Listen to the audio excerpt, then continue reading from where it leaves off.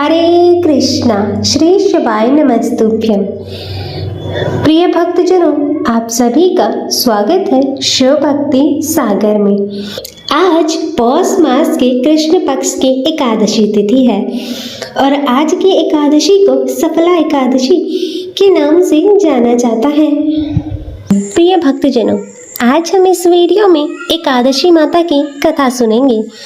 तो आप सब भक्तजन बड़ी ही श्रद्धा, ध्यान पूर्वक और प्रसन्न चित्त मन से एकादशी माता की कथा को श्रवण कीजिएगा। तो सभी प्रेम से बोलिए, एकादशी माता की जय, श्री लक्ष्मी नारायण भगवान की जय। एक बार एक राज्य में एक राजा रहता था। राजा बहुत ही बुद्धिमान और बलशाली था। राजा सदा ही अपनी प्रजा का बहुत अच्छे से ध्यान रखता था। प्रजा भी राजा को बहुत पसंद करती थी। राजा की दो बेटियां थी। राजा अपनी दोनों बेटियों से बहुत प्रेम करता था। राजा की छोटी बेटी देखने में बहुत ही सुंदर और आकर्षक थी और वहीं राजा की बड़ी बेटी छोटी बेटी के मुकाबले थोड़ी कम सुंदर थी। राजा की छोटी बेटी माता का पूजन किया करती थी और सभी लोग राजा की छोटी बेटी से बहुत प्रेम करते थे और बहुत प्रशंसा किया करते थे। राजा भी अपनी छोटी बेटी को बड़ी बेटी से अधिक प्रेम करता था, जिसके कारण राजा की बड़ी बेटी को अपनी छोटी बहन से ईर्ष्या होने लगी। राजा की दोनों बेटियां जब बड़ी हो गई, तब एक पड़ोस के राज्य में रहने वाले राजकुमार राजा की बड़ी बेटी के लिए रिश्ता लेकर आया। लेकिन जैसे ही उस राजकुमार की नजरें राजा की छोटी बेटी पर पड़ी, तो वह राजकुमार राजा की छोटी बेटी पर मोहित हो गया और छोटी बेटी से पहले नजर में प्रेम करने लगा। उस राजकुमार ने राजा की बड़ी बेटी के साथ विवाह करने से मना कर दिया और उसने राजा से कहा कि मैं आपकी छोटी बेटी से विवाह करना चाहता हूँ। और यह सब देखकर राजा की बड़ी बेटी अपनी छोटी बहन से बहुत क्रोधित हो गई और राजा की बड़ी बेटी ने अपनी छोटी बहन को अपना सबसे बड़ा दुश्मन मान लिया। तब राजा की बड़ी बेटी ने अपनी छोटी बहन से बदला लेने का निर्णय किया और राजा की बड़ी बेटी ने अपनी छोटी बहन को जान से मारने का उपाय सोचा और उसने अपनी छोटी बहन को मारने के लिए सबसे पहले एक लड्डू में जहर मिलाकर अपनी छोटी बहन को दे दिया और उसको लड्डू खाने के लिए कहा। लेकिन लड्डू खाने के बाद भी छोटी बहन को कुछ नहीं हुआ, लेकिन फिर भी बड़ी बहन ने हार नहीं मानी और जब उसकी छोटी बहन रात में कमरे में सो रही थी, तब उसने एक मटके में सांप रखकर उसके कमरे में छोड़ दिया। लेकिन सांप भी छोटी बहन का कुछ नहीं कर पाया, जिसके बाद बड़ी बहन ने छोटी बहन से कहा कि चलो हम लोग कुएं में से पानी भरकर ले आते हैं। और वह अपनी छोटी बहन को पानी भरने के बहाने से कुएं के पास ले गई और उसने अपनी छोटी बहन को कुएं में धक्का दे दिया। लेकिन छोटी बहन को तब भी कुछ नहीं हुआ, क्योंकि हर बार ग्यारस माता उसकी रक्षा कर रही थी। उधर बड़ी बहन अपने प्रयास के बाद भी असफल हो रही थी, जिससे वह बहुत क्रोधित हो गई और उसने फिर अपनी छोटी बहन के पास जाकर प्रश्न किया कि मेरी छोटी बहन, क्या तुमको पता है कि भगवान ने सबकी मृत्यु का एक निश्चित समय पर लिखी हुई है और कैसे तुम्हारी और मेरी मृत्यु हो गई। तब छोटी बहन ने अपनी बड़ी बहन को बताया कि हाँ दीदी, मैं जानती हूँ मेरी मृत्यु कैसे होगी। और छोटी बहन से यह सब बातें सुनकर बड़ी बहन मन ही मन बहुत ही प्रसन्न होने लगी और उसने अपनी छोटी बहन से कहा कि तुम मुझे अपनी मृत्यु का राज बताओ। तब छोटी बहन ने अपनी बड़ी बहन से कहा कि मेरी मृत्यु तो एक तोते में है, जो तोते के गले में एक हार है, उससे मेरी मृत्यु होगी। जब कोई भी व्यक्ति उस तोते को मारकर उस हार को अपने गले में पहने तो मैं मूर्छित हो जाऊंगी और जैसे ही उस हार को अपने गले से उतारे तो मैं वापस जीवित हो जाऊंगी। और फिर अपनी छोटी बहन की मृत्यु का राज जानकर बड़ी बहन बहुत खुश हुई और उसने अपनी छोटी बहन को मारने के लिए उस पालतू तोते को ढूंढना शुरू किया। और छोटी बहन को इस बात का आभास हो गया था कि कोई उसकी जान लेना चाहता है, जिसके लिए वह अपने पिताजी के पास गई और उसने अपने पिताजी से कहा, पिताजी मेरी मृत्यु के बाद आप मुझे मत जलाइए, अपनी पुरानी हवेली में एक पलंग पर लेटाकर छोड़ दीजिएगा। तब अपनी छोटी बेटी की यह बातें सुनकर राजा आश्चर्यचकित हो गया और राजा ने अपनी छोटी बेटी से पूछा कि तुम यह क्या कह रही हो। तब राजा की छोटी बेटी ने बताया कि पिताजी, समय किसी के लिए नहीं रुकता, क्या कब किसको हो जाए कुछ पता नहीं है। फिर राजा ने अपनी छोटी बेटी से कहा कि तुम ऐसी बातें क्यों करती हो, 2-3 दिन के बाद तो तुम्हारा विवाह है। लेकिन छोटी बेटी ने अपने पिताजी को ऐसा करने पर मजबूर कर दिया और उनसे वचन ले लिया। राजा ने भी अपनी छोटी बेटी की बात को स्वीकार कर लिया और 2-3 दिनों बाद जब शादी का समय आया तब राजकुमार बारात लेकर राजा के घर आया और राजा की छोटी बेटी का विवाह शुरू हो गया। और जैसे ही राजा की छोटी बेटी राजकुमार के साथ फेरे लेने लगी तो उसकी बड़ी बहन छोटी बहन के कमरे में जाकर उस तोते को पकड़ लेती है और उसको जान से मार देती है और तोते के गले में जो हार था उसको भी अपने गले में धारण कर लेती है। और जैसे ही बड़ी बहन उस हार को अपने गले में धारण करती है तो उधर छोटी बहन 3.5 ही फेरे ले पाती है और वहीं पर बेहोश होकर गिर जाती है। जिसके बाद राजा ने बड़े बड़े वैद्य हकीमों को बुलाया और अपनी छोटी बेटी का इलाज करने के लिए कहा। और राजा की बात सुनकर जब वैद्य ने छोटी बेटी को देखा तो राजा को बताया कि आपकी छोटी बेटी ना तो जीवित है और ना ही मरी हुई है, मैं ऐसा पहली बार देख रहा हूँ।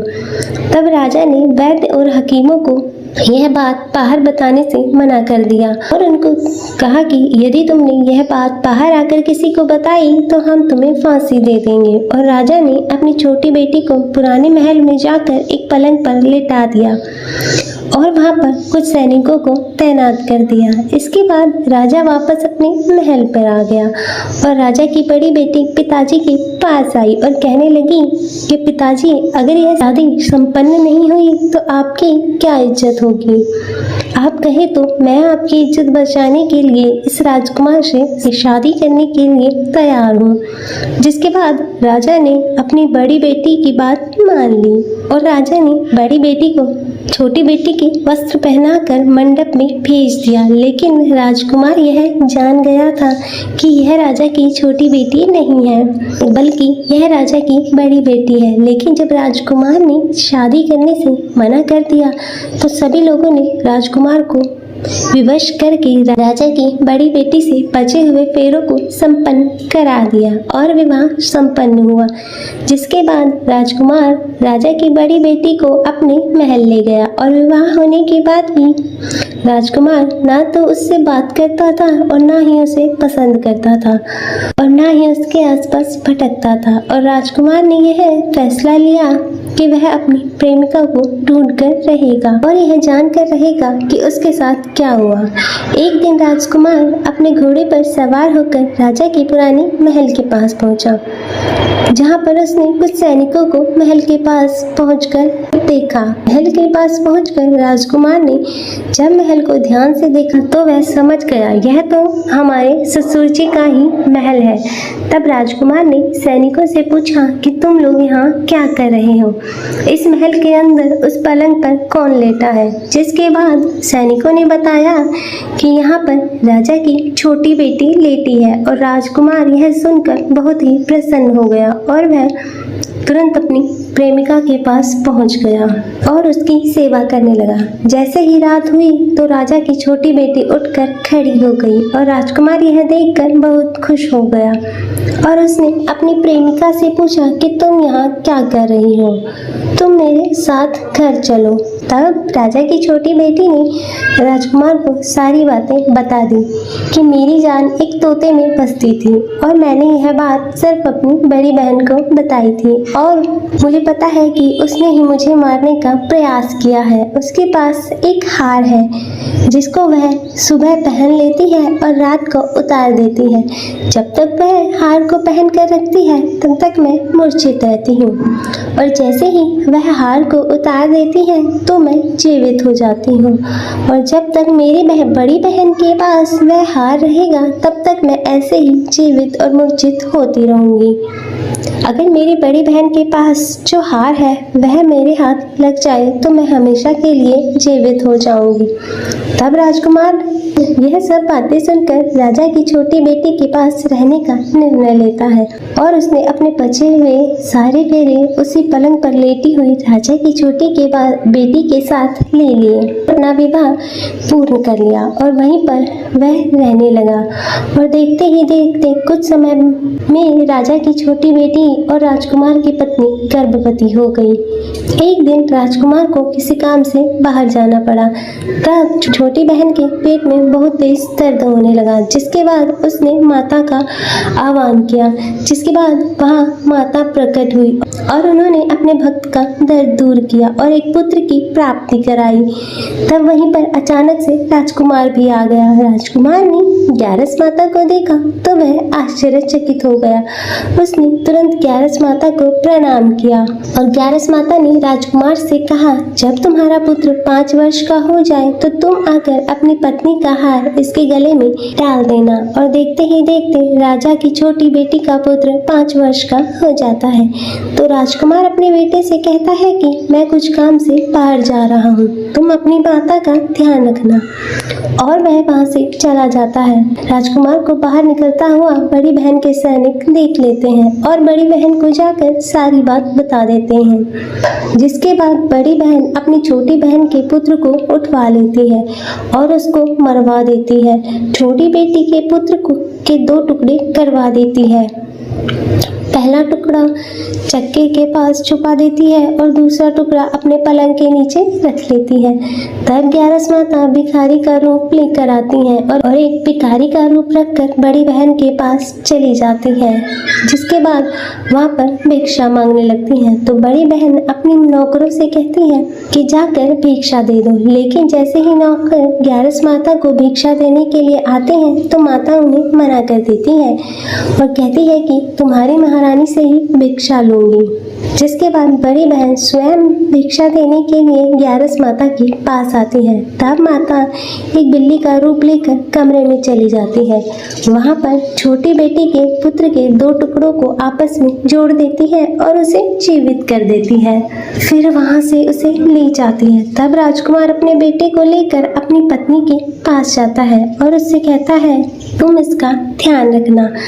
अगर तुम इस बच्चे का अच्छे से ध्यान रखोगी तो मैं तुमसे बात करूंगा। और एक दिन राजकुमार अपने बेटे से कहता है कि तुम अपनी माता से उनके गले का हार मांग लो। पिता की बात मानकर राजकुमार का बेटा अपनी माता जी के पास जाता है और कहता है, माता मुझे तुम्हारा हार चाहिए। यह सुनकर पहले तो बड़ी बहन बहुत क्रोधित होती है, पर उसको याद आता है कि राजकुमार ने कहा था कि मैं इस बच्चे का अच्छे से ध्यान रखूंगी तो वह मुझसे बात करेंगे, जिसके कारण वह उस हार को उस बच्चे को दे देती है और तुरंत हार को ले जाकर वह अपने पिताजी को दे देता है। और तभी राजकुमार अपने बेटे को लेकर वहां से जाने लगता है और अपनी पत्नी से कहता है कि तुम हमारे लिए खाना बनाकर रखना, मैं शाम को आकर तुम्हारे साथ खाना खाऊंगा। और वह अपने बेटे को लेकर वहां से चला जाता है और उसके बाद राजा के पास जाता है और उनको सारी बात बता देता है। तब राजा अपनी बेटे की क्रूरता सुनकर बहुत ही क्रोधित होते हैं और अपनी परवरिश को ही दोष देने लगते हैं। राजकुमार को अपनी छोटी बेटी के साथ रहने के लिए आदेश देते हैं और इस प्रकार ग्यारस माता की कृपा से राजकुमार और राजा की छोटी बेटी सुखपूर्वक रहने लगते हैं। अतः हे ग्यारस माता, इस कथा को कहते सुनते हुंकारा भरते सब पर अपनी कृपा बनाए रखना। सभी के जीवन से दुखों को दूर कर उनके जीवन में सुख समृद्धि लेना और तो सभी प्रेम से बोलिए एकादशी माता की जय। श्री लक्ष्मी नारायण भगवान की जय। श्री उमापति शंकर भगवान की जय। प्रिय भक्तजनों, तो मैं उम्मीद करती हूँ कि आपको आज की यह कथा पसंद आई हो। आइए भक्तजनों, श्रवण करते हैं एकादशी के अवसर पर सुनी जाने वाली ग्यारस माता की आरती। ओम जय एकादशी माता मैया, जय एकादशी माता। विष्णु पूजा व्रत को धारण कर शक्ति मुक्ति पाता। मैया जय एकादशी माता। तेरे नाम गिनाऊं देवी भक्ति प्रदान करनी। गण गौरव की तेनी माता, गण गौरव की तेनी माता, शास्त्रों में वर्णी। ओम जय एकादशी माता। मार्गशीर्ष के कृष्ण पक्ष की उत्पन्ना, विश्व तारिणी जनमी, विश्व तारिणी जनमी, शुक्ल पक्ष में हुई मोक्षदा, मुक्ति दाता बन आई। ओम जय एकादशी माता। पौष के कृष्ण पक्ष की सफला नामक है, शुक्ल पक्ष में होए पुत्रदा, शुक्ल पक्ष में होए पुत्रदा, आनंद अधिक रहे। ओम जय एकादशी माता।